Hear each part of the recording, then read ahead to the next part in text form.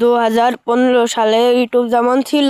আরে বাবা, এটা তো আমি পারতাছি না। ইউটিউবে সার্চ দিয়ে দেখ। হ্যালো ইউটিউব, কিভাবে পড়ালেখা না করে পাশ করা যায়? আরে ওর তো সাহস কম নাই, পড়ানোর সময় মোবাইল ধরে। আর একটু ইউটিউবে সার্চ করে দেখি। আচ্ছা ইউটিউব, আমাকে বলো কিভাবে পরীক্ষায় না লিখে না পড়ে কিভাবে পাশ করা যায়। 10 নম্বর। আরে আরে বাবারে, আজকে তো আমাকে স্যার মেরে ফেলবে। তোরে কতবার বলছি ইউটিউব কখনো কাজে আসবে না। বারবার কেন ইউটিউবে সার্চ করো? ইউটিউব কি পারবে পরীক্ষায় পাশ করে দিতে? বাবা, তারপর কি হলো সেটা দেখার আগে হে আল্লাহ, আপনার খাবার সঠিকভাবে দেখে যদি কেউ লাইক করে তাকে বড় লোক বানিয়ে দিন। যে আপনাকে লাইক করে সাবস্ক্রাইব করে দেবে তাকে আপনি বড় করে দিন, আর যে করবেন না তাকে গরিব বানিয়ে দিন। 2025 সালে ইউটিউব যেমন হবে। বাবা, কালকে আমি স্কুলে যেতে পারবো না। কেন, কি হয়েছে? আমার বন্ধু বান্ধব সব অনলাইনে এক্সাম দেয়, এখন আমি কিভাবে এক্সাম দিব?